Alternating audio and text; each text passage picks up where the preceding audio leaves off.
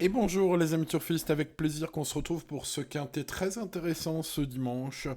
Pour bien sûr ce qui est du pronostic, bien évidemment. Nous sommes sur une listed race, les amis turfistes. Et ça change tout, évidemment, 1400 mètres plat, PSF, 16 partants, mais ce n'est pas Formule Handicap. Cette listed race est vraiment superbe, réservée aux 3 ans et plus, hein, on a du beau monde, et je trouve, personnellement c'est mon avis, ça n'engage que moi bien sûr, que c'est beaucoup plus facile ce dimanche que dans les handicaps de plat habituels, j'ai envie de dire pour un dimanche en tout cas. Alors, les amis turfistes, je vous propose de regrouper un max d'infos hein, pour que vous puissiez faire votre propre choix. Puis pour ceux que ça intéresse, bien évidemment, on va faire un petit prono avec un indice de confiance, pas piquer des hannetons pour un quintet de galop. Allez, on va croiser les doigts, bien évidemment, on met le petit pouce. Aujourd'hui, ça m'aide beaucoup, vous le savez, et peut-être que ça nous portera chance. N'oubliez pas de vous abonner à cette chaîne si ce n'est pas encore fait, hein, sur cette chaîne à vie complet, hein, sur tous les partants, et bien plus encore tous les jours, sauf le lundi ou le lundi bien sûr. Eh ben, c'est VIP. Bon, allez, procédons les amis. Étudions Bread Sky, le numéro un. Commençons par, dans l'ordre du programme, ce cheval qui est un bon cheval, il n'y a pas de souci là-dessus, mais qui a très peu couru sur PSF 2 fois seulement dans sa carrière. Alors il apprécie la distance du jour si particulière, mais j'ai du mal à voir des authentiques spécialistes du sable hein, aujourd'hui. Au final, ce cheval est à retenir peut-être plus dans les champs réduits pour une place. On va retenir pour une place également à Zéro Stress qui visait trop la dernière fois au niveau groupe 1. Donc il faut rayer, j'ai envie de dire, cette ultime sortie et pas rayer ce cheval par contre. Hein. C'est un cheval du redoutable Sacha Smerkt qui aime la PSF, qui est en forme et qui est bien sûr plus compétitif au niveau listed. Alors, c'est un bon vieux cheval qui court contre ses enfants, hein, ce 9 ans. Il y a un autre cheval de 7 ans, sinon c'est tous des petits jeunes presque. Hein. Donc, voilà, écoutez, il sait lire et écrire par rapport à beaucoup. Le hic, par contre, c'est sa corde 11, difficile à gérer parce que c'est un cheval zéro stress, souvent qui aime bien aller de l'avant, en tout cas être pas trop loin de la tête.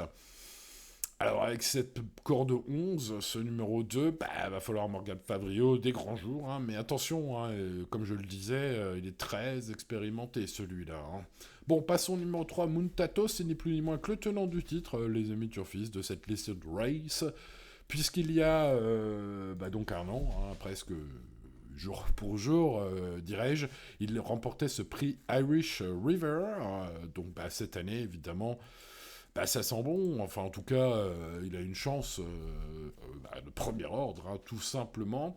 Il pourrait nous refaire le coup cette année. Alors, j'ai senti, malgré le fait que le cheval fait une rentrée hein, aujourd'hui, j'ai senti James Tate très chaud sur Equidia, son entraîneur. Hein. L'entraîneur qui semble impatient de voir son pensionnaire en piste ce dimanche. J'ai l'impression qu'il espère refaire le coup de l'année dernière. Hein. Rappelez-vous, il devançait fast rage, zéro stress hein, dans cette course. Donc, écoutez, le lot me semble pas plus fort cette année. Alors, vous voyez, voilà, il y a le coup de la rentrée, hein, évidemment, mais enfin bon, voilà, en termes de chance théorique, hein, ce numéro 3, on peut pas faire mieux. Hein.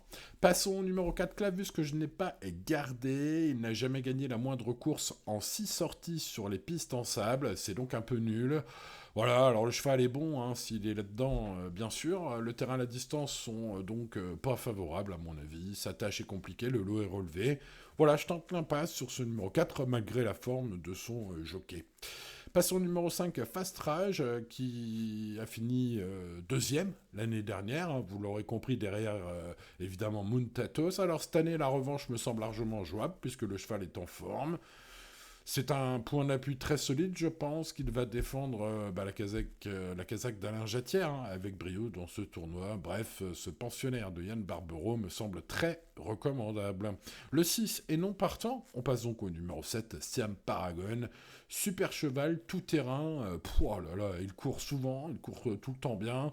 Sa forme est bonne, comme le montre son ultime course. Il aime la PSF également. Sa chance pas saute aux yeux. Un joli cadeau au hasard à sa corde 4. Hein. Voilà, il a tiré une bonne corde. Bref, tous les feux sont au vert. Ce numéro 7, pour moi, est le favori logique au départ du quintet de ce dimanche. Passons à No Lunch. Alors, lui, la forme actuelle est sujette à grande caution. C'est pas terrible, bah, vous le voyez, hein, dans sa performance récente. Il a fini 8e la dernière fois, 7e, 6e, etc. Bon, maintenant, c'est un Vertemer qui retrouve une piste en sable. Et sur les pistes en sable, eh bien, écoutez, il a couru 3 fois et il a gagné 3 fois. C'est donc un cheval invaincu qui se présente en piste aujourd'hui sur le sable. Invaincu sur le sable, vous l'avez compris. Bon, Vertemer, Guyon, Ferland, on va s'en méfier. Hein. Je n'ai pas gardé par contre le numéro 9, Matory Bay, qui est surtout connu outre-Manche. Alors, je ne l'ai pas gardé, mais c'est l'X de la course, hein, c'est le cheval que je connais le moins parmi tous les partants aujourd'hui. Voilà, en plus, j'ai lu que Gérard Mossé, hein, sur Génie Course, indiquait que le cheval n'est pas à 100% pour aujourd'hui, qu'on va faire, j'ai cru comprendre, hein, une rentrée tranquille. Bon, bah écoutez, je vais pas le rayer totalement parce que je le connais pas assez pour faire ça, mais je l'ai pas gardé, sans trop de regrets. Allez, on passe à Stolen Kiss, le numéro 10, qui va partir avec la confiance de son entraîneur Patrice Cottier, hein, le pro, a avoué sur Equidia, je le cite, hein, on se déplace avec des ambitions. Fin de citation, voilà, en pleine forme, hein, comme le prouve son accessite d'honneur, c'était dans le prix d'un drôle, une classe 1 s'est relevée la dernière fois, mais derrière Dos Mukassan, le 11. Bon, tous les feux semblent au vert, ceci écrit, les amis, ceci dit, évidemment, Stolen Kiss, hein, ce numéro 10, a été battu la dernière fois, donc j'en fais une chance pour les places, mais je vais préférer, dans mon prono, mettre un peu plus haut Dos Mukassan, le numéro 11, qui me semble être en plein sur la montante, et il retrouve en plus Stolen Kiss avec 1,5 kg d'avantage hein, aujourd'hui sur leur sortie. Hein. Je rappelle que c'est pas un handicap aujourd'hui, donc... Bon, bah écoutez, ça sent bien hein, bon hein, pour ce numéro 11, pour une place en tout cas, limite inconnu sur le sable, logiquement à tenter, hein, ce numéro 11. Je n'ai pas gardé le 12, N. Betley, qui avait fait un début de carrière magnifique, qui lui vaut d'être pris encore haut en valeur aujourd'hui, malgré moultes échecs. Alors, quand je dis un début de carrière magnifique, les amis, c'était au niveau groupe 3, carrément, hein, avec un accessite d'honneur l'année dernière. Hein. Bon, cette année, c'est pas terrible, c'est même un peu moche, on peut le dire. Voilà, on change de surface pour essayer de surprendre, je pense, le cheval qui n'a jamais couru sur PSF. Bon, il est vraiment difficile à conseiller, voilà, sauf si vous cherchez un coup de fou en disant il débute sur PSF, il pourrait s'y révéler. Oui, bon, voilà, mais à part ça, il n'y a pas d'autres arguments. Passons au numéro 13, Around the World, qui reste une petite valeur à ce niveau. Hein. Attention, c'est un bon cheval, hein, Around the World. Bon, là, il va tenter de surprendre. Son début de carrière sur les pistes en sable était bon, malgré des tout petits lots. Hein. Il y a des chevaux qui ont fini depuis en 22 de valeur. Hein. Vous savez, je fais le papier vraiment. Donc, voilà, j'ai été voir hein, ces belles perfs en débutant et juste après hein, sur le sable. Alors, elles sont bonnes en termes de classement.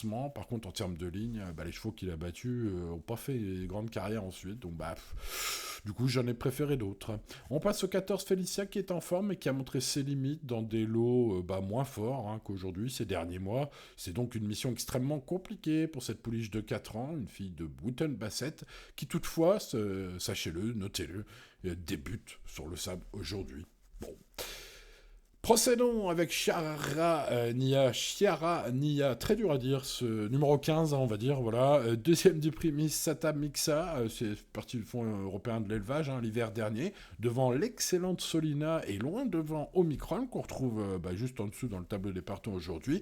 Il me semble que ce numéro 15 est un outsider très intéressant au papier strict. Alors, ses ultimes courses sont moyennes, mais j'ai senti Michael Serror plutôt confiant dans les colonnes de Génie Course, où il avoue, je le cite, j'en attends une belle performance. Fin de citation.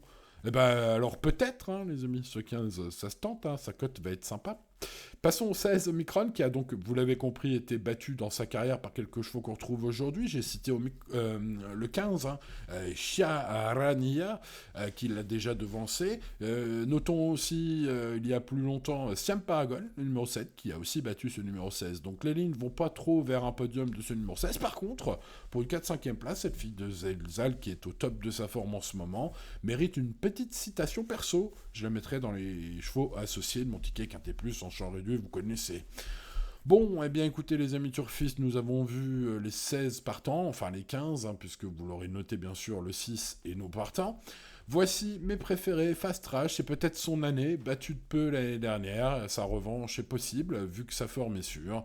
son aptitude, voilà. Et ben écoutez, on a des ambitions avec ce numéro 5, c'est logique. En tout cas, ça me semble être une base de jeu très recommandable, un peu à l'instar du numéro 7, Siam Paragon, qui est un peu le cheval un peu attachant de la course, car il est ultra régulier, il court beaucoup, il est tout-terrain, il a une bonne corde de départ, il aime aussi les PSF, bien sûr.